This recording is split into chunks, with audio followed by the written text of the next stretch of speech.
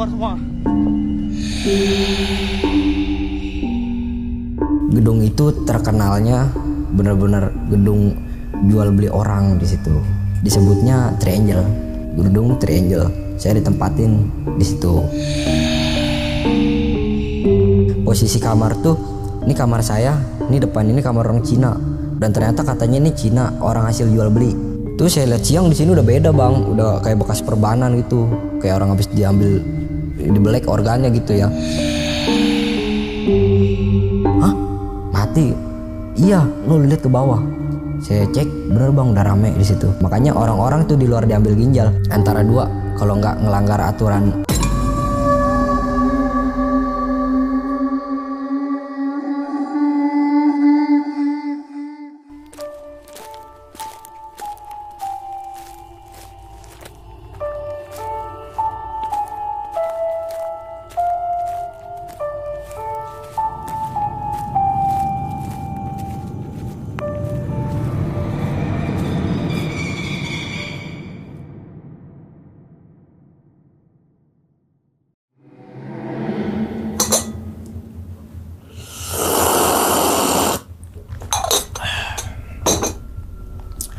Assalamualaikum warahmatullahi wabarakatuh. Kembali lagi bersama gue Sumar Adiwijaya atau biasa dipanggil Umang dalam segmen Ngopi Horor. Ya teman-teman semua, pada video kali ini nih atau pada kesempatan kali ini lagi dan lagi gue tidak akan membawakan sebuah cerita dan namun menghadirkan narasumber yang tentunya mempunyai pengalaman mistis ataupun pengalaman yang horornya nih. Nah di samping gue nih udah ada Bang Rifki. Waduh abang, gimana kabarnya bang? Sehat bang. Sehat ya? Sehat. Alhamdulillah. Salam untuk teman-teman dan juga keluarga di rumah nih, Bang Rifki. Betul. Nah, tapi sebelum Bang Rifki menceritakan pengalamannya ke teman-teman semua, kami ngucapin terima kasih banyak nih, Bang Rifki. Iya. Udah meluangkan waktunya datang ke sini yang semoga aja nih di balik pengalamannya Bang Rifki nanti teman-teman semua nih bisa diambil pelajarannya dan juga bisa diambil sisi baiknya, gitu ya Bang ya? Betul. Nah, ngomongin masalah pengalaman nih Bang. Abang nih punya pengalaman yang dimana jadi korban scam. Betul. Di Kamboja.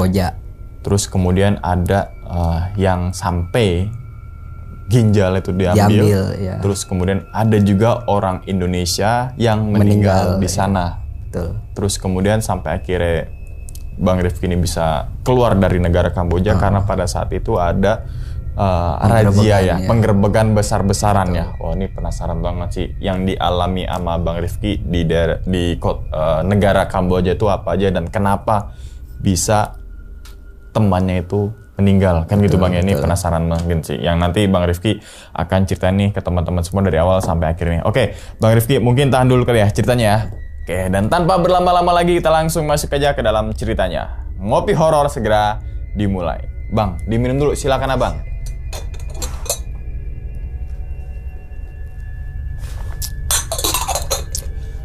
Oke, udah siap nih Bang Rifki buat ceritain ke teman-teman semua nih? Siap. Siap ya? Siap. Oke, langsung aja kita sikat.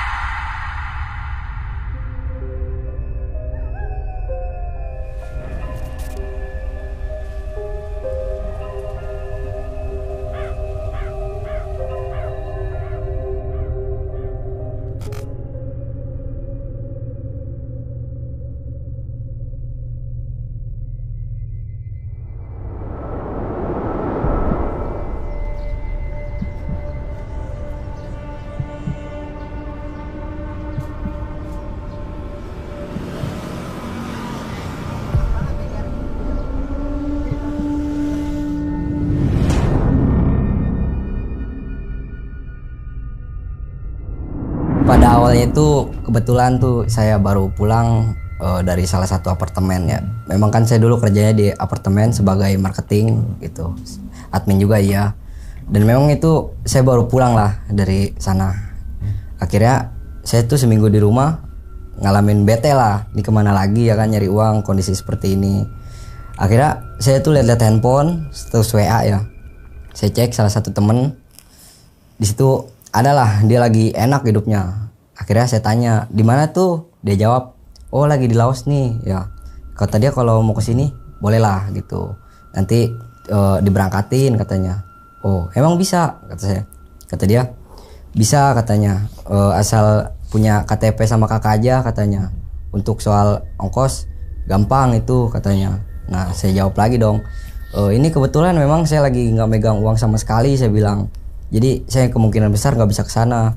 Kata dia, tenang aja lah gitu. Nanti dari perusahaan udah siap nanggung semua, dari makan, rokok sampai ke sini katanya. Oke lah. Akhirnya saya ngutusin, oke lah itu kan masih seminggu lagi mau berangkat. Akhirnya saya ngajak-ngajak teman dong. Saya bilang, boleh gak ngajak teman? Kata dia, bawa sebanyak mungkin katanya, kalau bisa. Dan pada akhirnya emang tuh saya mau merekrut teman kan, ngajak teman gitu. Emang saya bilang tuh sebagai marketing perhotelan waktu itu. Berapa orang ngajak temannya? Itu sekitar 10 orang bang. 10 orang. Itu dalam jangka seminggu, 10 orang itu. Dan akhirnya menurun lah. Kayak akhirnya dapat berapa hari, ya 4 hari itu turun, jadi yang mau ikut jadi 7 orang gitu. Dan jadi 3 hari lagi itu turun lagi jadi 4 orang. Nah itu pas sampai hari H itu yang jadi cuman berdua, saya sama teman saya yang saya sebut si Rio. Nah pas hari H itu saya mau berangkat dari rumah tuh sebenarnya udah ditanya sama orang tua gitu, mau kemana? Si bilang mau kerja di Jakarta pak gitu. Oh di Jakarta, iya. Oh ya udah, hati-hati, kalau emang sekiranya nggak betah pulang aja gitu. Memang kan orang tua saya taunya saya tuh sekali keluar rumah itu bisa sampai 3 bulan, 4 bulan baru balik gitu. Dia tahu tujuan saya mencari uang gitu. Ya udah, akhirnya saya benar-benar nggak punya uang sama sekali tuh. Megang uang 10.000 di kantong. Akhirnya dibekelin lah sama orang tua. Nih pegang uang, dikasih 150.000 buat jalan. Pada saat itu saya jalan, ketemulah sama si Rio, ketemuan di sebuah apartemen juga gitu dekat sama bandara. Saya bilang, gimana nih, jadi nggak? Ya kita bakal berangkat kan ya? Kata dia, udah yuk kita berangkat aja katanya. Oke lah kalau gitu. Ini tiket pesawat tuh kebetulan udah turun katanya. Akhirnya itu berapa jam lagi mau berangkat, kita masih diskusi lagi. Gimana nih, jadi nggak ya? Masih ragu-ragu gimana gitu. Akhirnya kita tuh ditelepon sama orang pusat, udah ke bandara dulu, lu temuin orang-orang di situ katanya. Jadi emang kebetulan kita ada keberangkatan bareng bang. Ada orang Bogor sama orang Jakarta juga. Jadi kita berangkat tuh total 6 orang. Nah sampailah di bandara kan. Akhirnya kita rundingan juga di sono. Lu ditawarin sebagai apa di sono? Marketing kok katanya. Oke lah sama berarti kita, dan dijanjin gaji berapa di sono? Kata dia 11 juta bang katanya. Oh 11 juta. Ya berarti kita sama dong ya. Iya. Dan udah pada akhirnya di situ kita di bandara dikasih makan dulu lah. Ditransfer dari sono katanya makan aja dulu katanya sambil nunggu pesawat. Oke lah saya makan di situ, dibayarin. Akhirnya nggak selang lama kita berangkat lah. Itu mungkin di pesawat itu jam 6 baru berangkat, jam 6 sore. Nyampe itu kita tujuannya mau ke Dumai, tapi kita melandas dulu di Riau. Nah nyampe lah di Riau.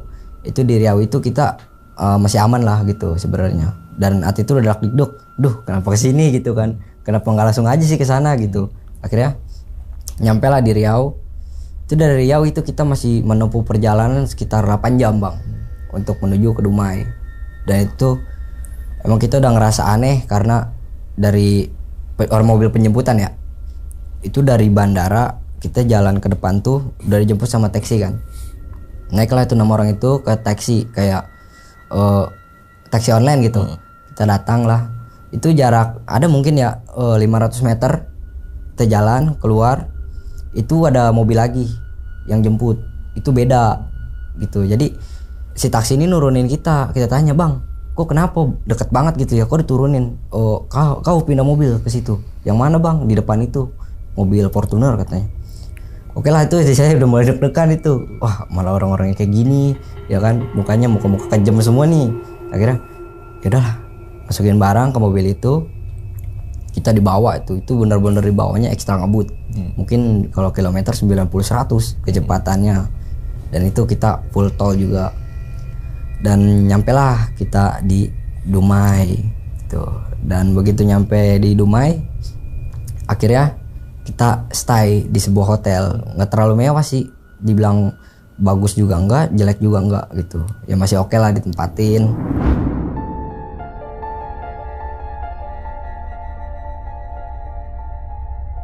Kita stay di situ selama hampir seminggu. Karena kita di situ buat paspor dulu untuk keberangkatan. Memang selama di situ dari biaya makan, rokok semua ditanggung dari sana gitu. Oke lah masih aman gitu ya. Sebenarnya itu dari Riau juga temen juga pas nyampe Dumai sana, dia bilang ini gimana, apa kita pulang aja ya, udah terlanjur nih ya kan, kita mau pulang juga nggak punya duit, nggak ada ongkos lagi juga. Kita kalau lewat jalur sini nih, ini kita udah masuk pelosok ya, ujung banget, udah perbatasan Indonesia Malaysia, kita nggak bakal nemu bus katanya untuk tujuan ke sana. Ini juga kita bingung kita di mana katanya. Dan pada akhirnya lah, ya udah kita ngutusin, ya udahlah kita coba aja berangkat lah, mau gimana lagi tuh ya. Akhirnya kita jalan lah ke imigrasi buat paspor. Sebenarnya juga tuh kita pas sampai imigrasi juga kita memang diajarin sama orang sana. Jadi ketika kita nanti ditanya sama pihak imigrasi tuh, kita memang harus jawabnya benar-benar konsisten. Kita ditanya mau kemana, berapa hari, ya kan? Itu sampai ditanya tentang hotelnya, uangnya bawa atau enggak. Nah kita di situ diajarin betul-betul. Jadi biar kita tuh beneran mau ke situ lah gitu. Padahal mah kan tujuan kita cuman mau melintas aja di situ, nggak lama.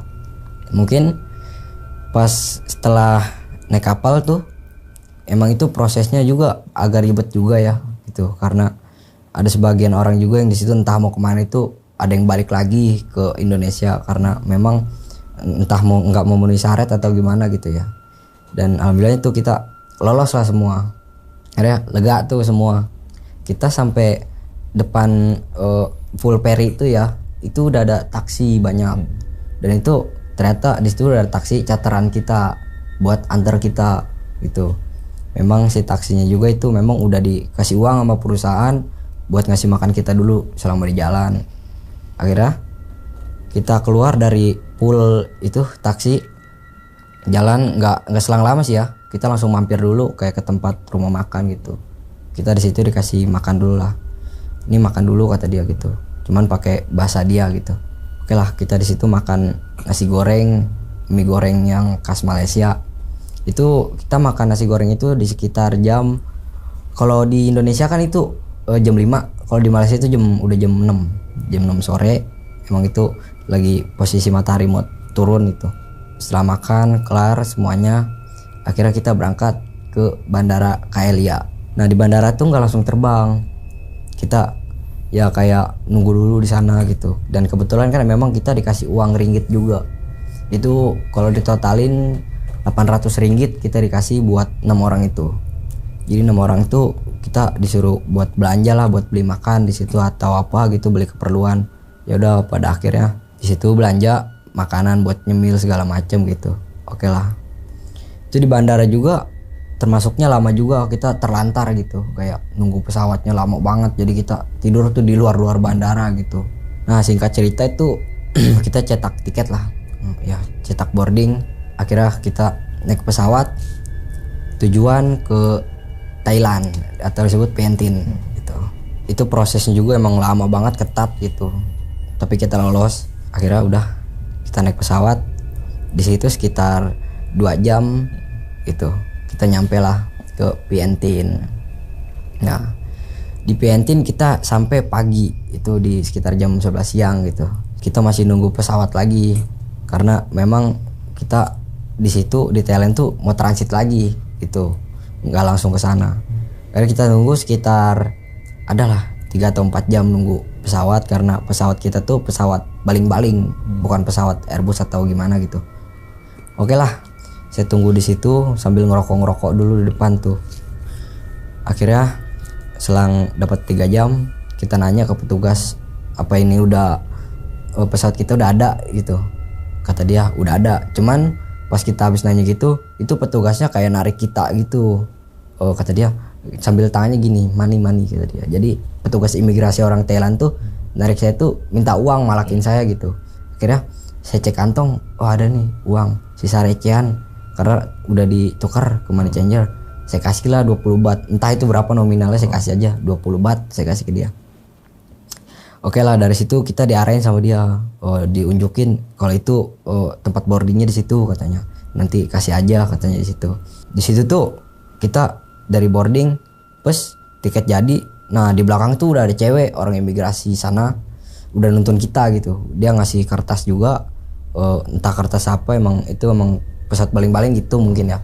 Udahlah kita dituntun tuh sama orang imigrasi itu, kesana jalannya katanya. Oke, saya jalan ke sana. Nah, akhirnya itu cap paspor kan.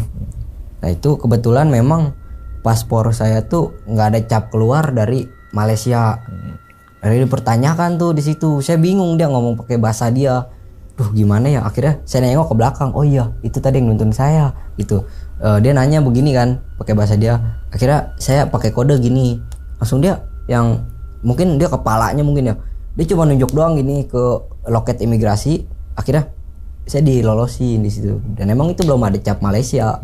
Itu akhirnya dia cap, saya dilolosin tuh. Begitu lolos, akhirnya tiket udah jadi juga.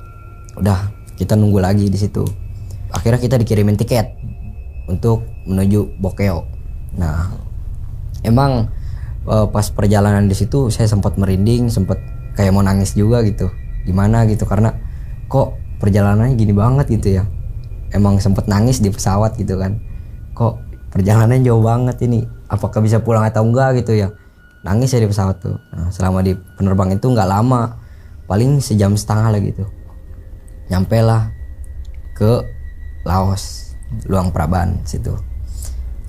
Akhirnya nyampe Laos, kita stay dulu di bandara bentar, berapa jam gitu nunggu penjemputan mobil dari kantor gitu.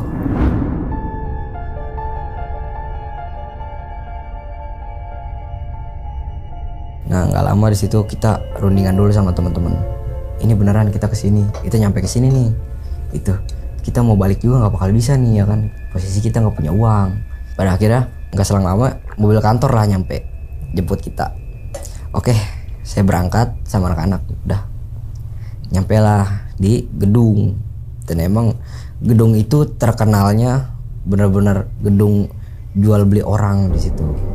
Emang itu sempat ada FYP juga, emang bener itu gedung berbahaya. Disebutnya Triangle, gedung Triangle. Saya ditempatin di situ. Oke lah, sesampainya di situ saya ketemu sama orang-orang situ semua. Akhirnya saya suruh istirahat dulu sama bos ya kan. Udah istirahat dulu, makan dulu katanya. Itu mungkin sore sampai, malamnya itu saya udah disuruh ke gedung sebelah buat ambil komputer katanya. Besok persiapan kalian kerja katanya. Itu bosnya ngomong Cina, cuman di samping bos Cina itu ada translatornya, translator bahasa Indonesia. Tuh dia ngomong, bos Cina ngomong, yang Indonesia ini ngomong katanya, ini kamu suruh ambil komputer katanya di gedung sebelah katanya. Oke lah, saya ambil, saya ngeset komputer tuh ya. Saya di situ emang satu ruangan sama Indo semua tuh waktu itu. Emang berisik banget di situ, lagi pada sibuk. Saya liatin kiri kanan, apa yang kerjanya kayak gini ya, kayaknya susah banget nih ya ngeset komputer. Saya nggak langsung disuruh turun dulu tuh, kan misalnya mungkin kalau kata saya mah, ini begitu ngeset komputer ya udah lu tidur dah gitu udah, karena emang waktunya besok lu mau kerja gitu. Ini enggak bang, kita masih kayak disuruh diam dulu di situ ngeliatin orang-orang kerja. Dapat berapa jam, kayak dari jam 6 sore akhirnya kita istirahat tuh, jam 6 itu istirahat. Pada makan dulu. Saya di situ sampai jam 10 di kantor itu. Akhirnya semua pada berdiri itu ya kan, nggak taunya mau briefing bos Cina katanya. Akhirnya ada yang dimarahin sebagian kan, dia tanya, dia bilang kalau pencapaian hasil luar ini masih kurang gitu ya kan, karena target kita tuh mungkin di angka 2M, kenapa kita cuma dapat segini katanya. Akhirnya ditekanin lagi anak-anak. Akhirnya dia jawab, ya siap, kami akan berusaha semaksimal mungkin. Oke lah. Dan besoknya saya langsung training tuh kerja, dan kita tuh kayak dikasih file lewat LAN gitu. Jadi kita ditempatin di meja tuh, ada 3 meja. Itu satu meja tuh ada leadernya bang gitu.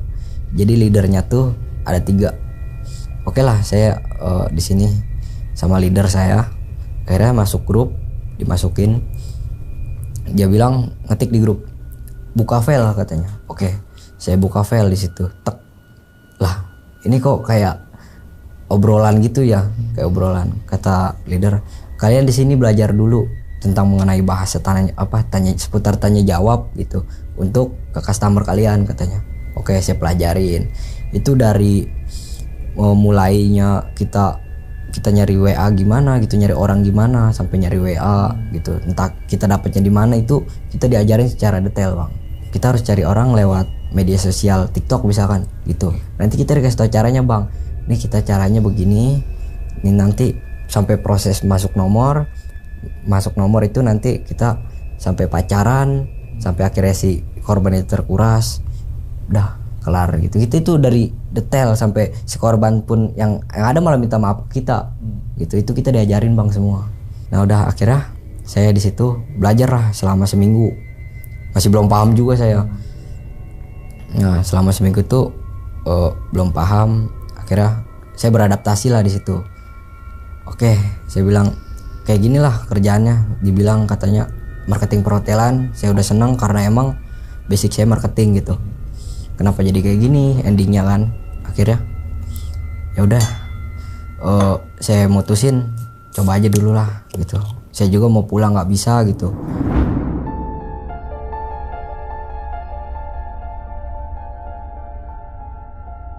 Jam 10 malam itu saya janjian sama si Rio ini.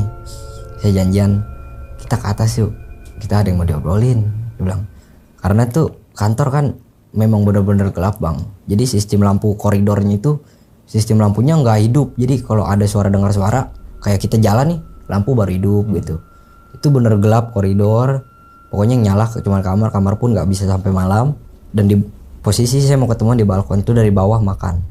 Oke, jam 10-an itu kelar makan, saya jam 11 ke atas ke koridor. Kata saya, mana ya si Rio? Terus saya duduk di atas sendirian di koridor. Pindah ke balkon. Datang ke balkon, saya duduk. Itu posisi di situ bangku pada acak-acakan. Emang di situ tempat mereka untuk telepon customer itu. Ada ini tempatnya. Saya duduk di situ benar-benar gelap Bang. Ya, yang mungkin penerangan juga dari bulan doang ya. Saya duduk di situ sambil ngerenung juga. Nggak lama itu kayak saya kaget, saya kira si Rio gitu kan. Ada bangku keseret kencang banget. Ciler ya kan gitu. Aduh, saya nengok. Si Rio bukan ya? Saya panggil Rio. Nggak jawab dia. Akhirnya udah saya lanjut ngerokok. Emang posisi saya juga lagi minum Bang, posisinya lagi minum di situ sambil minum ya alkohol lah. Buat tenangin diri, saya ngerokok minum. Saya tunggu sampai 20 menit ada si Rio nggak ada lagi. Ini saya lihat jam. Aduh, ini udah di jam nyawa tidur nih. Udah saya tidur lah di situ. Ya besoknya tiba-tiba bos ngomong, katanya ini kita kayaknya kita harus pindah ke gedung sebelah nih gitu, karena kan gedungnya banyak dan gedung yang saya tempatin itu mungkin cuman 15 lantai lah gitu. Akhirnya kita disuruh beres-beres komputer, barang-barang, baju semua kita beres-beres, pindah kamar katanya. Kita mau pindah ke gedung depan. Oke lah, kita pindah ke gedung depan. Nah kita tuh kelar kerja tuh langsung kita beres-beres komputer semua barang-barang, kita pindahin ke gedung sebelah yang lebih tinggi, mungkin ada 30 lantai gitu. Akhirnya kita dapat kamar lantai 14 kalau nggak salah di situ, dan ruangan kerjanya tuh di lantai 3 kalau nggak salah itu ruangan kerjanya. Oke, akhirnya kita pindahin barang ke situ, ngeset barang di situ. Dan memang tuh kelar ngeset barang ya, itu emang saya benar-benar bingung. Ini kata saya lokasi tempat makannya di lantai berapa ya? Saya lapar banget gitu. Ya udah dikasih tau lah sama bos. Ini kalian kalau mau makan ada di lantai 6 restonya katanya. Emang itu makanan khusus Bang. Jadi kita di situ difasilitasin makan sehari itu 5 kali. Itu jadi jam makan pagi, siang, sore, malam sama subuh. Itu ada kita dikasih makan. Jadi selama perjalanan makan tuh saya juga ngalamin kejadian aneh lagi. Kayak ini saya jalan itu kan lift bener-bener lama itu nggak turun nggak naik, stay di situ aja. Saya tungguin lama banget tuh dari lantai 14. Akhirnya saya turun lewat tangga darurat. Emang itu kan bener-bener nggak ada lampu. Saya pun lupa bawa handphone. Akhirnya jalan pelan-pelan sambil rambatan kan. Nyampe lah di koridor lantai 12. Saya masih turun lagi. Begitu saya nyampe pas mau turun ke lantai 11, itu tiba-tiba pintu darurat der aja kayak digabrukin Bang. Aduh, udah saya tuh kayak panik kan. Ini kalau setan sih saya bodo amat gitu. Cuman kalau orang, aduh, saya nggak bisa lari katanya. So, saya turun tuh ke bawah. Udah bodo amat. Akhirnya nyampe lah di lantai 6. Saya makan di situ sendiri. Akhirnya udah ketemu temen di resto itu, di kantin lah. Udah saya ngobrol. Saya bilang, ini kita stay di gedung baru berapa lama ya kira-kira ya? Entah, katanya dapat info kita bakal dipindahin katanya. Dipindahin kemana? Kemungkinan kita mau dilempar ke Kamboja katanya. Waduh, saya beneran nih. iya benar katanya, kita bakal mau dipindahin ke Kamboja. Coba aja lihat besok bos mau briefing, soalnya yang tahu cuman gua, lu jangan bilang-bilang lagi katanya. Itu saya ngomong, saya sebut aja si Acil ya, saya ngomong sama si Acil. Itu si Acil bilang gitu, oke, saya tunggu tuh. Saya tuh semalaman nggak bisa tidur gitu. Aduh, bener nggak ini ya? Karena tuh di kamar udah pada puyeng juga pala, akhirnya pada mabuk dari situ, pada beli minuman. Pada akhirnya ketemulah hari besok. Itu kita dikumpulin tuh rame-rame, komputer udah rapi semua, saya kira mau kerja. Akhirnya supervisor tepuk tangan, bangun katanya, briefing. Oke, saya bangun semua. Dia ngucapin kata-kata ya kan, ini bagi rekan-rekan semua katanya, mungkin kemungkinan besar kita nggak lama lagi di sini gitu, karena memang ada pemadaman listrik katanya, jadi kita harus pindah ke hotel dulu. Gitu, hotelnya pun bukan di daerah sini, di daerah Pientin katanya. Dan memang kita juga sambil untuk menjelajahi ke Kamboja katanya, kita tuh mau dipindahin ke Kamboja. Waduh, akhirnya tuh dia tanya sama supervisor, di sini siapa yang mau pulang, siapa yang enggak, angkat tangan. Yang mau pulang tuh ada angkat tangan. Saya sebut si L ya, si L. Oke, si L angkat tangan, katanya mau pulang gitu. Ditanya sama supervisor, kenapa mau pulang? Dia bilang, aduh bang, saya di sono ada kasus bang. Saya tadi bilang, saya ada kasus di sana. Udah itu urusan saya, pokoknya kamu dari ujung rambut sampai ujung kaki saya jamin, saya yang jaga katanya, karena memang saya udah bayar orang besar di sana katanya untuk jagain kamu di sana katanya. Waduh, jadi nggak bisa pulang bang? Ya janganlah kalau bisa katanya. Nah itu kan dia nyuruh pulang tapi kita ditahan-tahan juga. Akhirnya saya ngajuin diri untuk pulang. Kalau saya bang pulang, waduh kamu baru berapa minggu kau di sini, sudah punya hasil apa kau? Hutang aja masih besar, minta pulang katanya. Ikut kau ke sana katanya. Aduh, udah tuh mulai kacau. Akhirnya si Reni briefing, aduh, kata dia, gua nggak bakal boleh nih sama emak gua ke sana kalau tahu. Ya mau gimana lagi ya tuh ya. Udah akhirnya nggak selang lama kita prepare tuh diberangkatkan. Sekitar yang 50 orang itu mungkin ada 3 kali atau 4 kali berangkat gitu ya, ada kloternya. Jadi selang berapa hari itu pas mau ke hotel cuma selang 3 hari kayaknya. 3 hari kloter 1, kloter 2 nya tuh dapat 3 hari, kloter 2 dapat 3 hari lagi, kloter 4 langsung tuh udah keseluruhannya nyampe ke hotel. Di situ singgahlah di hotel. Nah kita di briefing lagi di hotel, nanti kita di sini kita buat kloter lagi untuk menuju Kamboja. Jadi kemungkinan 10 orang kita berangkat gitu, di 10 orang dulu, atau enggak kita bagi 15 orang gitu. Kayaknya itu cuman 4 kloter kayaknya. Akhirnya ke Kamboja tuh emang agak ribet karena nunggu harus proses seminggu. Jadi seminggu kloter 1, seminggu lagi kloter 2 sampai dan seterusnya gitu. Dan gak selang lama kita sampailah di Kamboja gitu. Nyampe di daerah Ceritom itu, dan ternyata yang saya datangin itu gedungnya yang saya kemarin lihat di FYP itu viral. Baru 1 bulan yang lalu viralnya ada orang kabur yang rame-rame itu WNI. Saya di situ.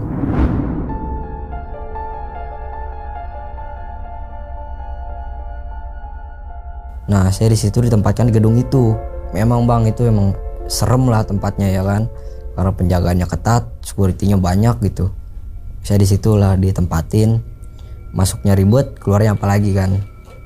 Oke, dari situ si aktivitas masih aman aja lah gitu kan, masih aman. Akhirnya di situ kita dipanggil sama supervisor dan itu perkumpulan bos Cina semua banyak kan. Akhirnya kita dipanggilin ke sebuah ruangan. Dipanggilin namanya satu-satu. Itu kita dikasih kertasnya tuh kita suruh tanda tangan. Saya nggak tahu tulisannya itu tulisan Cina. Tanda tangan oke. Terus saya di sini cap jari tuh pakai yang biru-biru bang tuh, kayak kelulusan apa sih? Saya cap di situ. Nah akhirnya di situ ada, saya lihat ada paspor saya di berangkas gitu, dikunci cuman. Ya situ udah mulai panik lah. Akhirnya kita sambil dikasih ID card. Jadi ID card ini gunanya untuk makan gitu. Jadi kalau kita nggak punya ID card ini kita nggak ada akses untuk ke kantin. Oke lah, nyampe di situ saya beresin barang, udah kelar. Dan kita juga kantor udah dapet di lantai 1 gitu, udah beres semua. Akhirnya udah kerja seperti biasa normal. Dan itu memang pas kita pindah ke Kamboja itu tekanannya makin bertambah bang, gitu, bukan makin berkurang, makin bertambah, karena memang kita benar-benar satu kantor itu nggak ada penghasilan gitu. Ya mau gimana lagi ya kan. Akhirnya dari bos ngomong, kalau kalian masih terus-terus begini, dia chatting di grup bang, di grup dia chatting pakai bahasa Cina. Akhirnya translatornya tuh nyeting lagi, nerusin kalau ini bahasa dia gitu. Dia bilang, kalau kalian terus-terusan begini, kalau kalian gak terus-terusan mikir seperti ini, saya akan menambah jam kerja kalian sekaligus, katanya. Saya akan ya nggak ragu-ragu lah buat nyetrum kalian, katanya. Nah nggak selang itu bener bang, dia keluar kantor. Saya kira mau kemana ya kan, keluar dia tuh bos ke ruangan orang Cina ya kan, Cina campuran Pakistan. Dia keluar, dia bawa, saya kira buat tongkat ya, tongkat buat mukul gitu. Pas masuk ke kantor itu gede bang, di segini dia angkat begini, nggak taunya strum bang. Wah, satu kantor kaget tuh. Udah saya di situ sok mau pingsan. Aduh gimana ini resiko kalian. Kalau memang kerja nggak sungguh-sungguh nggak ada hasil, ini resiko kalian. Kalian juga kalau emang sekiranya udah nggak betah di sini, kalian boleh pulang dengan satu syarat, harus bayar denda gitu. Jadi dendanya itu bang, kita suruh bayar sekitar 2.500 USDT untuk pulang. Nah akhirnya di situ saya mikir, waduh makin sulit aja nih, gimana saya mau pulang ya. Oke lah, akhirnya saya briefing lagi sama temen, ini gimana ya, kita mau pulang cuman kita harus bayar denda segitu lagi. Oke lah, akhirnya dapat kebesokannya saya mau tidur tuh ya, dengar tuh ada orang berantem bang, berantem kenceng banget berantem, pokoknya lemparan barang segala macem. Wah udah brutal lah gitu di lantai 2 itu tempat orang Cina. Karena orang Cina ini bang bener-bener jaga kerjanya, dia sampai nggak ngeliat matahari bang, nggak ngeliat matahari karena dia dikurung. Jadi kerja tuh selama masa kerja, makan pun dianterin ke kantor, tidur pun dari kantor nih langsung ke kamar, nggak bisa keluar. Dia kalau mau ke supermarket pun harus dibeliin sama security. Dari situ Cina, mungkin yang berantem Cina tuh mungkin sama bos gitu. Wah nggak tahu, perang lah di situ, berisik sampai pada hancur barang. Besokannya saya tanya ke teman saya, ini kenapa sih malam ada yang berantem besar-besaran? Gak tahu, katanya mah bos, katanya berantem di situ. Oke, pas lagi kerja tuh listrik padam bang, padam. Akhirnya tuh saya malam-malam jam 11 ya kan saya tuh kalau kelar makan tuh saya nggak langsung naik bang ke kamar. Kalau orang-orang disuruhnya naik dan dijatahin jam 1 tuh udah harus tidur. Kalau nggak tidur kita bakal didenda $50 bang, kalau nggak merem ya. Itu pun kita tidur tuh kayak gimana ya, harus buru-buru lah, tidur buru-buru, bangun juga harus buru-buru gitu. Nah akhirnya udah pada naik semua, tinggal saya sama si Rio nih, dan Rio ngutusin mau naik sendiri ke atas. Oke, saya masih di luar ngerokok di depan tuh sambil ngeliatin orang lalu lalang. Emang karena situ khusus tempatnya ya, kita tuh tempatnya dijaga bang sama ini seng itu, setinggi 5 meter adalah, kita nggak bisa manjat. Karena kita masuk tuh udahlah mati lampu nih, jalan ke atas. Nah itu nyampe lantai 2 tempat orang kemarin berantem, itu ada cewek bang, cantik banget. Saya tanya ya pakai ini translate, saya tanya gitu, kata saya ngapain di sini ya, kenapa nggak masuk ke kamar, di sini gelap, ngeri, takut ada orang-orang Los Angeles. Saya bilang orang hitam itu takut ada orang Los Angeles, ntar takut diapa-apain. Dia diem aja bang gini di tangga, diem aja. Saya tanya nggak jawab. Aduh saya merinding lagi, kata saya, bener orang atau bukan ya, kata saya. Udah saya bodo amat di situ. Akhirnya saya suruh pulang, dia nggak mau. Udah saya naik ke atas. Akhirnya saya ngomong lah di kamar sama si Rio, tadi ada orang di lantai 2, cewek cakep banget cowok. Saya bilang, di mana lantai 2? Beneran? Iya serius, cakep lantai 2. Ah yang bener? Iya cakep kayak Barbie, saya bilang. Akhirnya selang besoknya saya nyariin tuh di lantai 2 tuh mungkin kamar dia. Saya pulang kerja atau istirahat atau senggang, saya ke situ saya cari, kok nggak ada dia ya, kemarin saya di sini. Akhirnya itu malamnya bang dikirim ke grup foto, das aja foto penampakan. Nggak taunya itu penampakannya bajunya sama persis yang dia pakai. Itu bajunya kayak baju warna merah, celananya pendek. Waduh, kata saya, ini main saya kemarin ajak ngomong di tangga lantai 2. Dia bilang, kata si bos nih ya, chatting, di sini ada gangguan katanya, sering nampakin ini katanya di lantai 2. Dari situ udah saya lupain lah, yang penting saya kerja gitu kan. Saya kerja dapat, saya pikir dapat 6 bulan saya pulang udah gitu. Besoknya tuh kita naik lah ke kamar kan. Itu posisi jam pagi hari mau berangkat kerja bang. Karena posisi kamar tuh, ini kamar saya, ini depan ini kamar orang Cina. Dan ternyata katanya ini Cina orang hasil jual beli gitu. Jadi kayak Cina nih dibeli dari perusahaan luar, ditaruh ke perusahaan sini gitu. Oke lah, itu emang posisi Cina kalau mau istirahat mau ngapain tetap dibuka baju gitu, pakai celana pendek, dia main handphone. Akhirnya saya turun ke bawah, dapat jam siang, saya naik ke atas. Saya mau ngambil rokok di koper. Tuh saya lihat siang di sini udah beda bang, udah kayak bekas perbanan gitu, kayak orang habis diambil dibelek organnya gitu ya. Akhirnya saya ke bawah nanya bos. Langsung penasaran saya turun ngerokok. Kebetulan ada bos ya, supervisor. Saya nanya, bos, di atas ada orang Cina, ininya pakai perban bos, kayak habis dibelek. Ya itu memang kalau kalian nggak kerja sungguh-sungguh, nggak kerja giat gitu ya, sama kayak dia nantinya. Waduh, saya kaget. Maksudnya bos? Ya mau nggak mau kayak gitu. Karena kan kita punya batas-batas juga kan. Kemarin kan udah dijelasin sama perusahaan, kita tuh punya batas merah. Nah, kalau kita sampai kena diambil bang, berarti kita udah ngelewatin batas merah itu. Batas merah itu apa? Jadi batas merah tuh ketentuan dari perusahaan diatur. Jadi kita nggak boleh ngebocorin tentang perusahaan kita ke perusahaan lain. Dan kita tuh nggak boleh belokin rekening perusahaan ke rekening pribadi. Nah itu kalau sampai melakukan itu bang, udah bang pasti kena bang. Nah, makanya orang-orang tuh di luar diambil ginjal ya dua lah, antara dua, kalau nggak ngelanggar aturan itu perusahaan, kalau nggak ya udah ngebelokin rekening itu.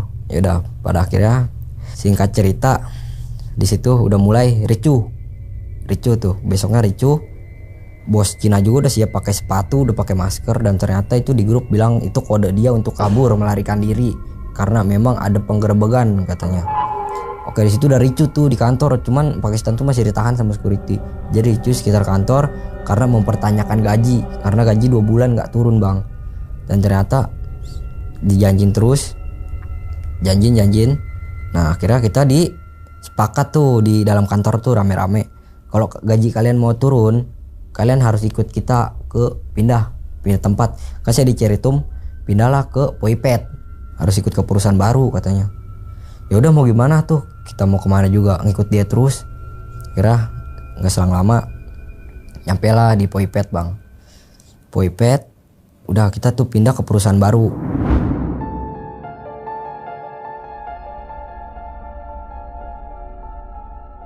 Akhirnya kita ngeset semua tuh, di situ baru semua, komputer semua.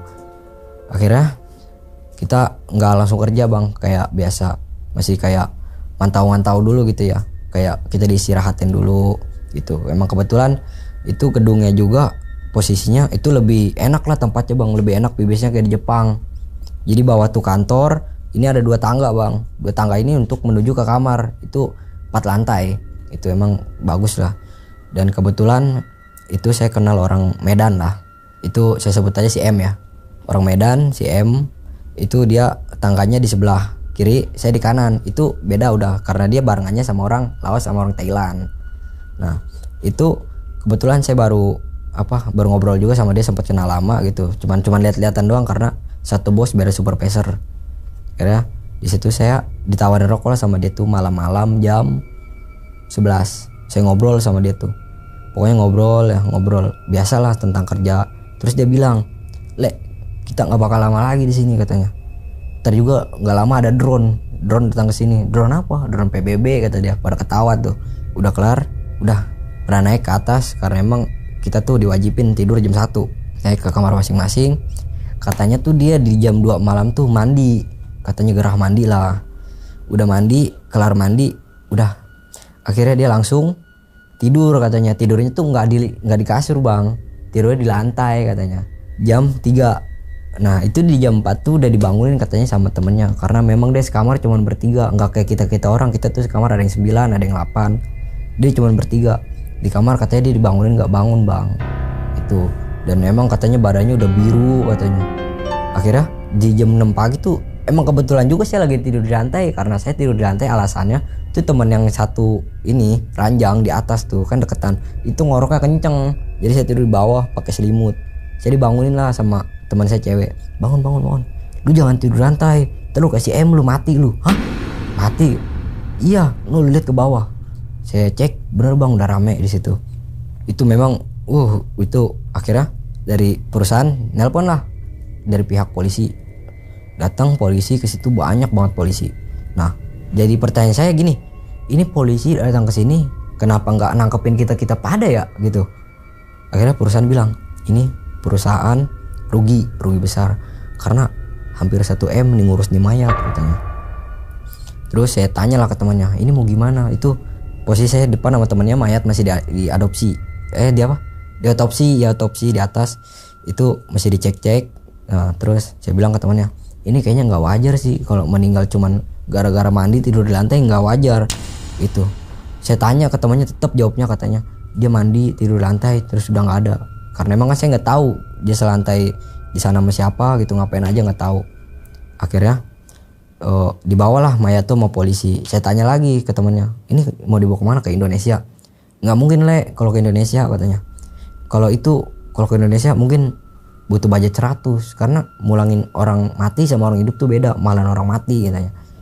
Ya udah katanya, ini mayatnya dibiarin aja lah, biar dibawa ke polisi entah kemana terserah gitu. Intinya perusahaan katanya udah bayar hampir 1 M. Kira nggak selang lama udah di situ kerja, udah ngeset semua, kasur udah baru bang, semua udah baru semua. Dapat 3 hari udah di situ ricuh lagi karena pembayaran gaji udah nggak jelas itu. Dan bos ngomong, sebagian kalau emang yang mau gaji sekarang sistem kerja udah nggak kayak dulu lagi, udah nggak digaji. Kalau kalian ada hasil dikasih duit, nggak ada hasil udah kalian nggak dapat duit katanya. Akhirnya supervisor tuh masih ada hati lah, kayak udah nih yang nggak ada hasil, mungkin pikirannya yang nggak ada hasil udah silakan, yang mau pulang lah gitu, nggak usah lama-lama di sini. Akhirnya dari leader datang bawa kertas, dia tanya siapa di sini yang mau balik, datang ke kamar. Akhirnya nggak ada tuh yang mau balik bang. Akhirnya datang ke kamar saya, dia bilang siapa yang mau balik? Saya bilang saya mau balik. Dicatat namanya paling atas. Akhirnya saya udah nyatet, banyak bang yang ikut, ada 10 orang. Ya sebenarnya saya samperin supervisor, hutang kau masih berapa? Bos saya udah kemarin udah bayar bos. Berapa? Paspor saya udah $200. Mungkin sisanya bisa lah nanti setelah di Indo, saya bilang. Akhirnya dia mikir lagi tuh, oh iya dia bingung, gaji nggak keluar kan, saya mau bayar pakai apa gitu. Oh ya udah kau besok pulang katanya. Oke bang, terima kasih bang. Iya. Akhirnya kita tuh siapin barang. Di situ posisi paspor juga kita udah di tangan gitu, kita dikasih. Udah kita siapin barang. Itu bang baru malamnya di ini tulis-tulisin namanya. Itu besoknya pagi sekitar jam berapa ya, jam 10-an itu bos Cina udah marah-marah. Dia datang kayak arogan, udah yang mau pulang keluar di sini bukan fasilitas kalian, keluar dari sini katanya, keluar dari perusahaan ini, tunggu di depan, nanti ada mobil yang jemput antar kalian. Waduh, saya bilang kok gini banget ya, sedangkan kita aja belum kelihatan mobilnya di mana. Karena kita duduk lah bang di depan sampai malam. Itu kita untungnya di jam sore itu kan kita ada makan, kita lapar juga kan. Akhirnya ada teman sekantor dia bilang, udah pakai aja dulu kartu buat lu makan ke sana katanya. Oke, saya pakai makan. Dan di situ juga pas saya saat mau pulang itu briefing lagi di depan bang. Kata supervisor, udah buat kalian yang mau pulang, buat kalian yang nggak mau pulang, udah mau pindah ke perusahaan di belakang ada katanya. Saya yakin sih itu bang, kayaknya dia nggak cuma sekedar pindah, kayaknya memang dia dijual sama bos. Gak mungkin lah dia kalau mindahin sebanyak itu orang gak mungkin dapat uang, pasti dapat. Dan memang katanya di belakang dijanjikan kalau mau masuk perusahaan situ dapat cash bonan $200 gitu. Kira udah singkat cerita, udah saya nggak mau ngurusin itu lagi. Saya cuman ceritanya udah mau pulang banget gitu. Akhirnya saya telepon orang rumah, Pak butuh uang buat pulang. Berapa? Jadi yang 50 juta itu, emang sebelumnya kan saya udah telepon orang rumah minta uang 50 juta buat nebus saya pulang. Saya bilang alhamdulillah Pak nggak jadi karena perusahaan ngasih keringanan. Berapa jadinya? Udah 4 juta aja Pak kirim. Akhirnya saya dikirimnya cuma 3 juta bang. Akhirnya ada 3 juta. Alhamdulillahnya tuh 3 juta udah saya di TF, saya transfer ke teman saya suruh pesan tiket. Udah akhirnya kurang 100, udah ditalangin dulu sama dia, yang penting mah saya pulang nih. Dibilang ini kepulangan kita dari tanggal 24 sama tanggal 29, kita pulang tanggal berapa? Sedangkan yang punya tiket baru 6 orang bang, yang 4 orang ini belum kelihatan duitnya gitu, dia nggak ada bantuan gitu. Akhirnya udah kita berangkat aja dulu lah, berangkat lah. Akhirnya berangkat malam bang, jam 10 mobil itu baru datang jam 10 malam, sedangkan kita jam 10 pagi udah diusir. Dan kita tuh berangkatnya nggak kita orang kita doang, jadi sama orang Laos kita berangkat. Dia nanya orang Laos, kau mau kemana, katanya pakai translate. Saya mau ke bandara, mau stay. Oh, penerbangannya kapan? Saya jawab masih seminggu lagi. Terus ngapain di bandara? Ya udah saya nunggu di sana gitu sampai benar-benar saya pulang, katanya. Waduh, dia kaget dong. Terus gimana untuk makan dan lain-lain? Ya udah, saya pasrah aja. Di situ saya udah nggak pegang uang, jangka pulang seminggu lagi. Udah saya bilang makan gak makan, udah saya bertahan di situ. Akhirnya ada temen lah nolongin tuh. Sebutnya si B ya. Si B dia nolongin saya di situ, nolongin. Kata dia, udah, yang lain tenang, katanya. Gua ada uang sekian, kalau lu ada uang udah saling patungan, jangan pada sendiri-sendiri, katanya. Ini kita buat rame-rame. Akhirnya kita tuh jalan dulu bang ke bandara Tekno. Jalan ke bandara Tekno, udah sampai sana kita tidur semalaman di sana. Saya tidur, saya kira aman lah. Saya lihat juga di sini nggak ada tukang makanan juga gitu, jauh gitu, supermarket juga nggak ada. Akhirnya saya ngutusin di situ, saya diusirin sapam pada jam 4 subuh. 4 subuh saya diusirin, suruh bangun, katanya. Bangun, jangan di sini, katanya. Udah kita mau kemana lagi nih? Akhirnya saya ditanya nih sama anak-anak, kita mau kemana nih? Langsung saya ada ide, udah kita dari bandara yang deket ke KBRI. Saya bilang, ya udah ke KBRI aja. Akhirnya saya di situ nyetopin ada mobil tuh, nggak tahu taksi nggak tahu bukan, pokoknya saya berhentiin di situ. Saya bilang saya butuh 2 mobil mau ke KBRI gitu. Akhirnya oh oke kata dia. Akhirnya dia nelpon temannya, datang lah 2 mobil. Saya berangkat ke KBRI.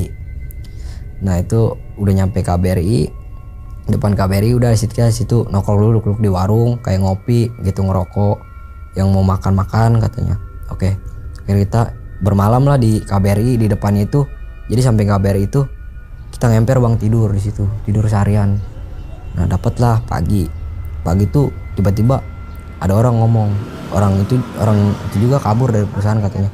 Dia bilang, bang nanti kalau kesini ada orang Indo orang apa kalau dia tiba-tiba ngeluarin duit $1.000, jangan diambil bang. Kenapa emang? Itu dia mau beli kita bang, jadi kita mau ditukar, jadi paspor kita dipegang dia, duit kita pegang, katanya. Waduh, ngeri juga ya, di depan KBRI juga kita masih bisa bang. Akhirnya kita bilang jangan ada yang mencar ya, kita mepet terus bersepuluh nih, jangan ada yang mencar, kata yang anak-anak. Oke. Akhirnya saya minta transferan lagi tuh ke orang rumah, katanya udah nggak ada uang, katanya. Waduh, akhirnya saya cari teman kontak, dapat lah 300.000. Saya buat tambahan tuh anak-anak, nih saya dapat 300.000 karena di samping KBRI ini ada warung bisa nukerin bang, nukerin uang real. Akhirnya kita tuh udah nukerin uang real, dari situ udah kita cari hotel aja lah karena kita masih seminggu lagi nih. Kita cari hotel, di situ cari hotel, udah dapet harganya ada yang $12, ada yang $14 bang, itu 1 hari. Sedangkan kita di situ stay 3 hari. Nah udah di situ stay, kita makan seadanya bang. Ya memang di situ semua udah stay di hotel, semuanya udah beres lah semua gitu, dan semua itu udah punya tiket semua. Udah akhirnya kita ngutusin tuh sehari lagi di bandara tuh. Akhirnya kita udah keluar hotel, udah nih masih ada besok nih kita mau terbang. Udah kita ke bandara aja dah rame-rame. Udah nginep di bandara lah. Udah itu disuruh-suruh juga, saya minggat lagi kiri ke kanan ke atas, udah minggat terus. Yang penting saya bilang nanti pak, saya bilang nanti nih penerbangannya besok, saya bilang siang. Dan udah pada akhirnya kita di situ udah kumpul, masuklah. Jadi 5 orang dulu bang berangkatnya. 5 orang nih dianterin ke Vietnam. 5 orang dulu Vietnam. Akhirnya pesawat saya datang tuh di sekitar di jam 12. Datang, saya juga berangkat ke Vietnam. Akhirnya ketemu dia lagi karena emang kan nanti ujungnya satu pesawat gitu di Vietnam. Udah dapet di situ, kita di Vietnam bermalam itu nggak makan bang. Dari keluar hotel tuh udah nggak makan kita. Udah berapa hari, ada 2 hari saya nggak makan. Akhirnya saya berharapan gitu kayak orang udah hilang akal bang. Mudah-mudahan di pesawat dapat pesawat ya. Dapat makan, saya bilang di pesawat tuh dapat makan. Mudah-mudahan aja ya. Kita udah lapar banget katanya. Ya akhirnya besoknya pesawat udah ada, akhirnya kita masuk. Nah yang saya harapin ternyata bener, kita dapat makan di situ. Udah pada lahap bang makan, emang udah lapar ya kan. Makan tidur, dan pada akhirnya tibalah di Soekarno. Turun di Soekarno, akhirnya itu aman-aman aja semua. Udah dari situ semua udah pada mencar, udah dari situ udah alhamdulillah bisa nyampe ke sini lagi. Dan bisa podcast ini ya. Betul. Oke, diminum dulu silakan Bang Rifki.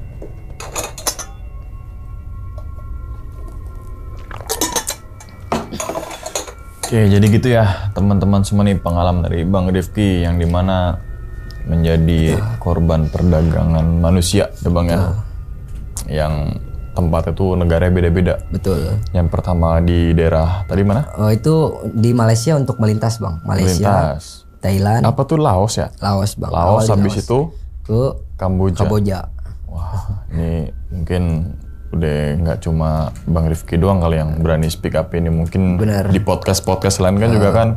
Ini buat ngedukasi orang-orang aja sih Indonesia gitu.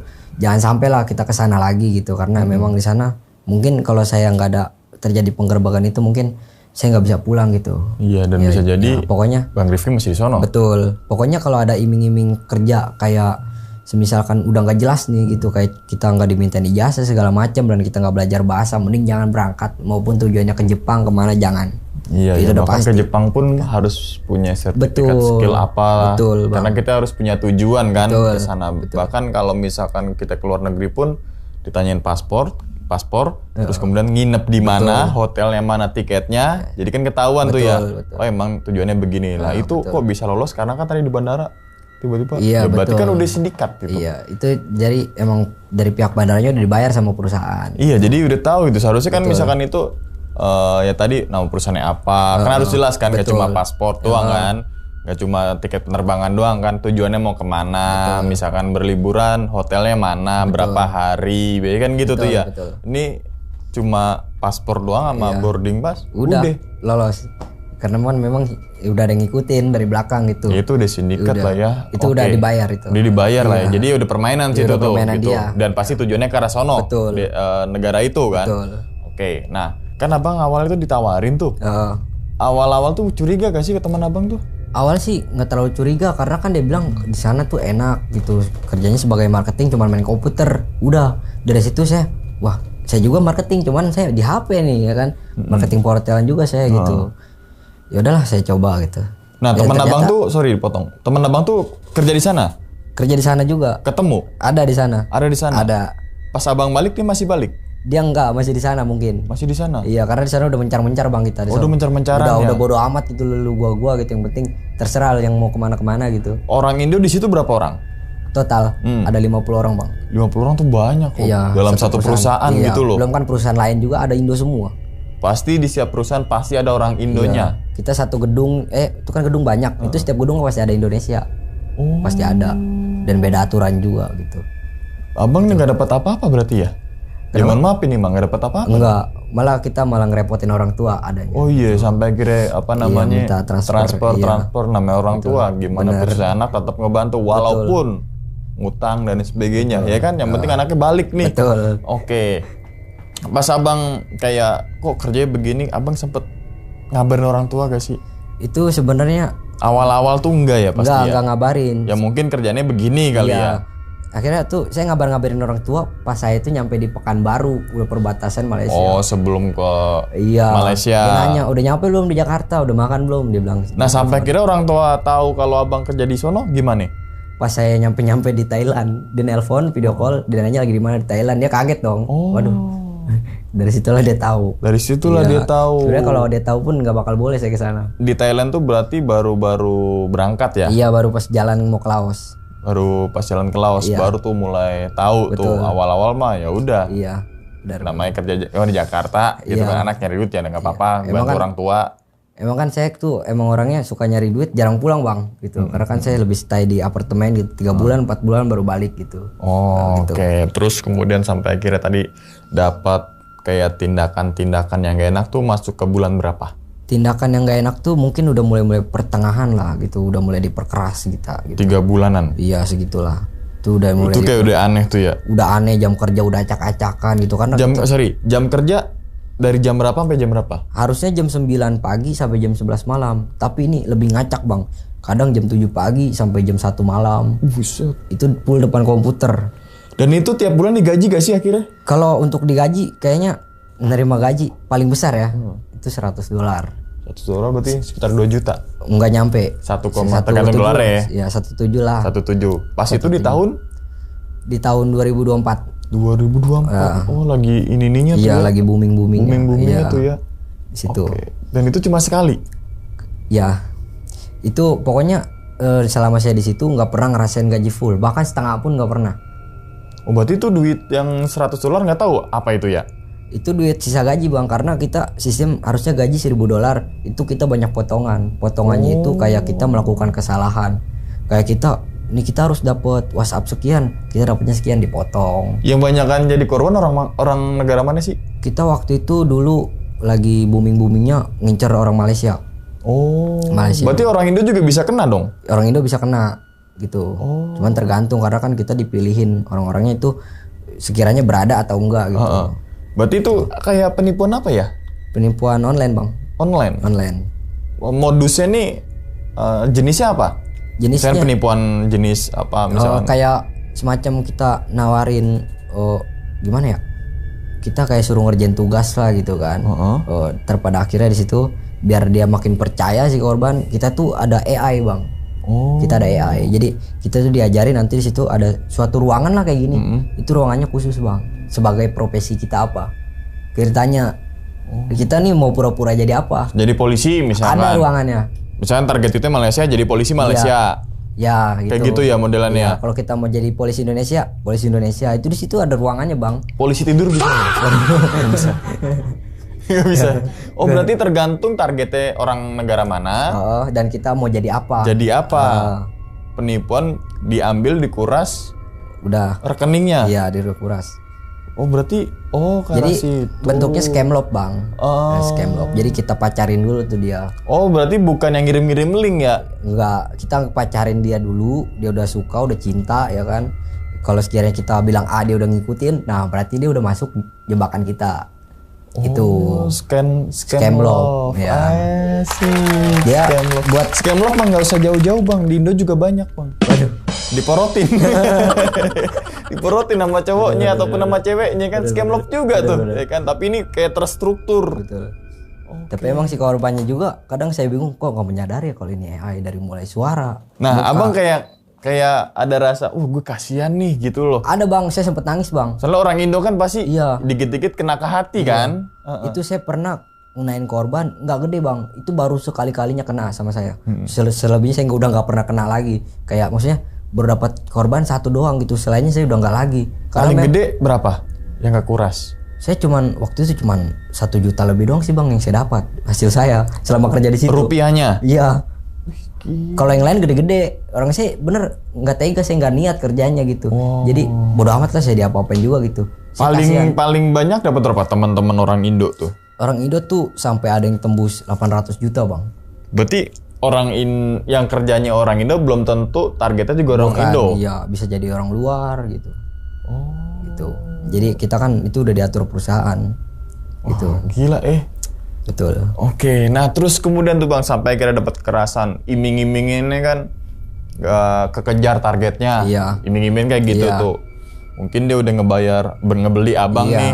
Entah itu berapa lah. Iya. Jadi dia kayak rugi mempekerjakan lo nggak bener kerjanya bahasa gitu ya, bukan kerja nipunya. Betul. Ya kan, nipunya tuh.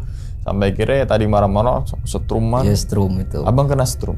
Itu sempet mau kena sih, cuman itu masih peringatan doang. Cuman yang lebih kena strum tuh yang kena kekerasan kayak orang Pakistan sama orang Cina yang lebih kena. Itu di depan mata abang sendiri tuh? Itu depan mata saya karena kan satu kantor sama dia gitu. Oh, berarti kalau misal, berarti gini gue paham nih. Di satu ruangan gede gitu ya, itu banyak orang mana nyampur. Gitu bos datang, ya itu kelihatan tuh siapa aja yang kena siksa, siapa yang kena tekanan. Iya. Tapi kalau emang mau disiksa barbar itu ada bang ruangannya khusus. Berarti diambil nih di luar ruangan nih? Diambil di ruangan kantor, diseret ke lift, dibawa ke ruang bawah tanah. Ada. Oh, ada tempat eksekusinya tuh ada bang di situ. Ada di bawah tanah. Nah, ngomongin yang masalah dibelek tuh ginjalnya, orang Indo ada yang korban nggak sih? Nggak ada, alhamdulillahnya nggak ada. Itu karena kan kebanyakan orang Cina bang, karena orang Cina itu gimana sistemnya kayak dijual beli di situ bang. Gitu. Jadi pas depan kamar situ emang itu orang Cina yang dijual beli. Apa itu berkedok doang kali ya? Kurang tahu juga ya bang. kemungkinan besar ya mungkin. Yang tadi kan kedoknya buat perusahaan gini, taunya kan nipu.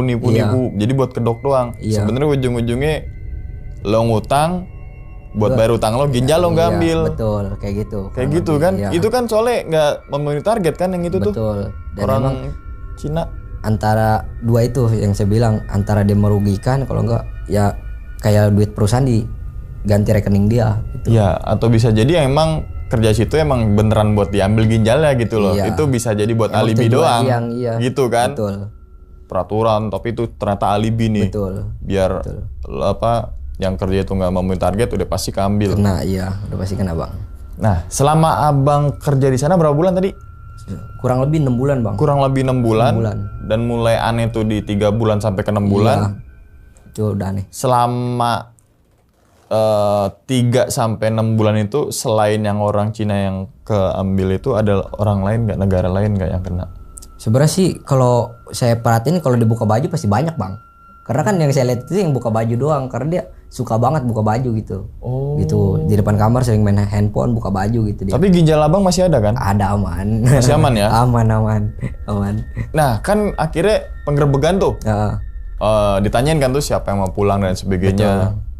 Dari ke 50 orang itu akhirnya yang pulang cuma 10. Yang duluan itu cuma 10, sisanya saya udah nggak tahu lagi. Pokoknya dari situ saya bilang, udah saya benci semuanya, saya blokirin semua. Oh. Gitu. Udah saya benar-benar dendam banget. Berarti bisa jadi yang 40 orang itu masih ngerasain yang hal sama. Kurang tahu juga. Pokoknya udah saya lost kontak sama dia semua. Dan itu pas abis itu juga nggak dibekelin ya? Enggak bang, nggak dibekelin. Itu kita cuma dikasih duit 600.000 buat makan doang. Oh. Itu buat makan rame-rame 600.000. Itu pun ngasihnya ke ada orang di situ. Ada orang lagi. Iya. Oke, berarti mulai ganjil tuh di mana? Di 3 bulan sampai 6 Di bulan. 3 bulan dan di lokasi penerbangan kemana tuh ya tadi gue lupa tuh. Yang mana nih? Yang mulai tanda aneh tuh. Oh, yang ke Kamboja. Iya ya. Itu tuh udah mulai aneh tuh ya. Aneh. Padahal kan setiap negara kan ada namanya Kedutaan Besar Republik Indonesia nih ya, KBRI gitu betul. kan. Pas di negara Laos kan terus dipindahin ke Kamboja tuh. Abang sempat ngubungin KBRI gak sih? Misal searching internet nih. Kan ada bisa nomor tuh. Betul. Ya kan abang coba tolong saya titik koordinat di sini. Sempat pengaduan kayak gitu gak? Nggak bisa bang, karena kita kalau gimana itu udah urusan perusahaan, kalau kita sampai ketahuan ngadu juga, yang ada kita malah dipukulin di situ. Oh gitu. Berarti kenapa yang sebenarnya ada niatan? Ada niatan kita mau ngelapor. Iya, kita ibarat mau tolongin kita lah, kita mau pulang gitu. Tapi di satu sisi abang ditekan juga berani karena rasa ketakutan itu. Betul. Oh, terus akhirnya di KBRI Kamboja. Iya. Kan abang sampai ngemper tuh. Iya. Akhirnya disuruh masuk gak? Saya datangin ke pihak KBRI, saya tanya, Pak, saya mau pulang. Dia tanya, paspornya ada Pak, paspor saya ada. Terus visanya ada, aktif Pak, visa saya. Terus tiket pesawat udah ada, udah Pak, udah saya pesan. Wah yaudah kalau emang itu mah langsung pulang aja. Ya saya bilang, kirain saya harus menuin data dulu Pak di sini, saya kesini minta bantuan. Nggak apa-apa, kamu langsung pulang aja ya. Langsung saya didoain sama dia biar selamat katanya. Gitu. Bekalnya doa. Iya, didoain sama dia biar selamat katanya. Nah pas ketemu orang KBRI-nya, abang ceritain kejadian ini nggak nih? Enggak, mungkin dia udah tahu juga kan. Itu kan kita emang gimana ya, dia tahu kalau kita tuh korban juga di situ. Bukan ilegal ya? Iya. Kalau ilegal kan nggak punya paspor, tapi pas masuk pekerjaannya itu tiap perusahaan ya dibekelin doa tuh ya. Bekalin doa sama dia. Suruh masuk dulu nginep aja dulu, kamu berapa? Bisa kan dikasih nanya-nanya ya kan? Berarti ini nggak sampai masuk ke gedung itu KBRI? Masuk ke KBRI. Saya sendiri masuk tuh. Saya ngomong, ini saya mau pulang, saya bilang. Akhirnya saya duduk depan, ya udah di depan tuh keluar orang KBRI. Udah saya duduk di warung itu. Di warung, udah setelah dibekalin doa, udah dia cabut, udah saya tidur di situ. Doa, astagfirullah. Serius? Iya serius. Wah. Akhirnya kan dia nawarin dia kan yang nawarin hotel juga untuk tempat tinggal. Tapi biar sendiri. Ya ngapain nawarin? Kurang lebih kayak gitu. Iya kan gitu. Iya. Nawarin mah, namanya nawarin. Betul. Berarti kan ditanggung. Betul. Dan ini mau bukan nawarin, ngasih tahu itu. Iya betul. Tidur hotel aja, ngasih tahu itu mau bukan nawarin. Iya. Tapi ada bang di sana penampungan khusus. Nah itu penampungan gitu. Penampungan itu untuk orang yang nggak ada paspor, untuk orang yang nggak ada biaya buat uang pulang tuh nggak ada biaya. Di situ ditampungnya. Ditampungnya. Dan saya tuh sempat ditawarin, udah ayo sama orang yang nggak ada paspor, orang sana juga ya. Udah yuk kita ke penampungan. Kata saya, gila aja loh, gue punya paspor begini, suruh ke sana, ya kan? Akhirnya, udah ikut aja bang, enggak. Takutnya malah korban lagi dijual lagi. Iya, saya bilang enggak, saya mau pulang, saya bilang. Akhirnya udah. Nah, berarti selama abang kerja di sono itu paspor ditahan? Ditahan. Berarti kayak nahan ijazah gitu ya? Iya, kayak ditahan. Berarti ya udah nggak bisa kemana-mana. Nggak bisa kemana-mana. Oke, sampai akhirnya abang kenapa mau ceritain kejadian ini? Buat ngedukasi masyarakat Indonesia juga ya, jangan sampai kejadian seperti ini lagi lah. Karena bahaya juga gitu. Memang kan banyak kerjaan di luar sana gitu ya. Di sini emang berkurang bang ya, di Indonesia sangat kurang lowongan. Cuman kalau dibandingin ke sana ya, saya mendingan di sini kerja kuli bangunan dibanding saya harus ke sana. Betul, gitu. betul. Menurut pengalaman saya. Iya, berarti sebaik-baiknya bekerja di tanah air kita sendiri ya. Di sini, ya. Tapi kendalanya lapangan pekerjaan itu. Karena ada yang bilang 19 juta lapangan pekerjaan. Betul. Masa gue satu nggak masuk sih dari 19 juta. Iya, betul. Kan gitu bang bahasanya gitu ya. Tapi agak susah. Iya. Oh, oke. Agak Yang susah. namanya tadi kenapa abang bisa mau kerja di luar negeri ya gara-gara tadi kondisi ekonomi. Mohon maaf ya kan. Ngadu nasib lah. Terus kemudian bidangnya sama nih, marketing juga. Betul. Mau lah gua. Apalagi luar negeri diiming-imingin, pasti kerja tuh diiming-imingnya gaji yang ya. fantastis. Betul. Iya kan? Ya, di luar Sedangkan lah. kita baru startup nih bahasa gitu kan. Betul. Dikasih gaji fantastis, ya itu juga ditanya, nih kerjanya beneran nggak nih? Itu dia bilang benar itu. Kan gitu ya, jadi kerja beneran nggak nih? Jangan-jangan gue ditipu, gue dijual beliin. Betul. Nah akhirnya temen abang dapat duit dong berarti itu. Itu pas dia bawa saya dia dapat duit bang. Tuh kan bener. Dapat duit. Berapa? Kurang tahu, pokoknya pas saya datang tuh ya dipanggil lah ya si Al. Si Al ya. Al sini lo katanya. Kasih duit lah dia. Ternyata oh itu duit hasil yang nyuruh saya ke sini. Pokoknya saya datang ke situ dia dapat duit katanya. Nah, abang dikasih gak? Thank you ya, cek gitu. Enggak. Ya. Enggak dikasih. Katanya sih baru datang dibeliin makan sama dia. Baik banget ya. Katanya pas anak-anak bilang, enggak ya gitu mah duit boleh dia dapat dari bos katanya, kan dia bawa lu dapat duit katanya gitu. Nih bayar duit dari mana? Jual lu. Iya. Dia bawa saya itu dapat duit katanya. Berarti abang nih dan ke 10 orang yang bukan kabur ya, balik itu adalah orang yang beruntung kali ya? Iya betul, orang yang paling beruntung gitu lah. Dari 10 orang tuh orang Indo semua? Apa Indo ada semua. orang Laos? Indo semua. Indo semua? Indo semua. Tuh orang yang beruntung. Benar-benar bisa balik ya. Ginjal alhamdulillah Aman, masih 2. Iya. Ya kan? Masih aman. Ginjal tuh ada 2 tuh berapa sih? 2 ya? Nggak miing gitu kan? Soalnya kalau satu doang nggak miing. Ginjal nggak diambil. Iya. Bisa balik ke Indonesia. Walaupun nggak dapat gaji, dapat tekanan, Betul. dan nipu orang, Betul. kan gitu ya. Iya. Tapi suatu keberuntungan banget tuh ketika keluar dari perusahaan itu yang nunggu di depan tuh udah alhamdulillah banget tuh ya. Udah alhamdulillah bang, sujud syukur bang. Gimana nanti penerbangan gue seminggu lagi, gue urusin belakangan. Iya. Yang penting gue keluar dulu dari situ. Iya. Berarti ke 10 orang tuh benar-benar keluar tuh nggak dapet duit. Nggak ada. Dan 9 orang teman abang nggak dapat gaji juga. Nggak dapat semuanya. Nah, yang ke 9 orang itu barengan masuknya sama abang. Beda-beda bang. Yang paling lama dari 10 orang itu berapa bulan? Ada yang sekitar 6 bulan juga bang. Dia 6 bulan. Dia mungkin dia udah 6 bulan di situ, saya baru datang gitu. Oh, berarti paling lama yang 10 orang itu berapa tahun? Ada nggak setahun? Nggak ada bang. Masih bentar-bentar semua, kayak baru datang semua. Iya. Masih polos. Iya masih gitu polos ya? banget gitu ya. 2 hari nggak makan tuh luar biasa. Nggak makan. Makan juga kan? Kan udah didoain yang penting. Iya betul.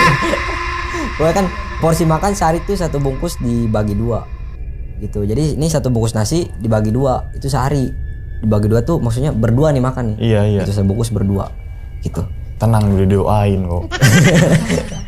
Nggak dibekelin makan gitu ya enggak ya? Enggak bang. Nggak dibekelin makan. Oh, karena abang nggak cerita mungkin. Yang enggak juga sih memang. Dan misalkan cerita pun sama juga doain. Sama. Oke.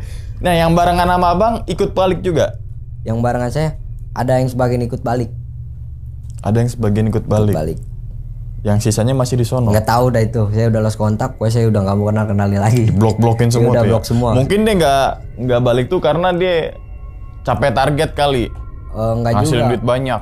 Kayaknya dia masih keiming-iming tentang gaji gede ini, masih penasaran dia. Gitu. Tapi kalau misalnya 6 bulan nggak ada progres, mau ngapain ya? Iya, mendingan saya pulang sih. Ya pulangnya jauh juga ngapain? Paspornya kan ketahan. Mau nggak mau kan? Iya. Tapi pada saat itu emang udah dibalik-balikin waktu pas ke yang mau pindah ke Poipet itu dibalikin kita. Pas abang balik ke Indo, sempet ada keinginan buat lapor gak sih? Sebenarnya mah ada. Lapor ke RT gitu. Enggak. Ada emang kan ada katanya ada Pelaporan gitu kan? salah satu teman katanya ada yang pernah ngelapor gitu. Cuman yang nggak tahu lagi gitu. Pokoknya saya semenjak itu udah lost contact sama orang-orang itu semua gitu. Oke, apalagi Kamboja ya lagi ugal-ugalan tentunya ya. Bumerang banget gitu ya. Pembangunannya gitu. Betul. Banyak investor yang masuk tapi nggak tahu itu apa gitu kan. Betul. Wah, ini ya banyak banget pelajaran untuk teman-teman semuanya. Berarti seburuk-buruknya pekerjaan di Indonesia, lebih buruk kerja di luar negeri. Yang tadi cuma modal KK sama KTP. Betul. Itu udah tanda tanya. Iya. Iya kan? Betul. Kecuali mau ke Jepang, mau Korea, mau kemana kan kita harus menguasai skill kan. Iya. Skill ada ikut sekolahnya dulu, bahasa dan sebagainya. Lah kita bahasa nggak bisa. Nggak bisa tiba-tiba KTP kakak berangkat. Iya. Berarti sama aja hampir mirip-mirip sama ABK itu ya. Iya. ABK kapal, iya kan? Betul. Cuma model KTP doang udah bisa jalan. Berangkat. Ternyata ketipu calo dulu. Iya betul. Di kapal dapat kekerasan. Kurang lebih kan? seperti itu ya. Pulang ke rumah nggak bawa duit. Sama. Ceritanya gitu sama ya? iya. Hampir sama ya.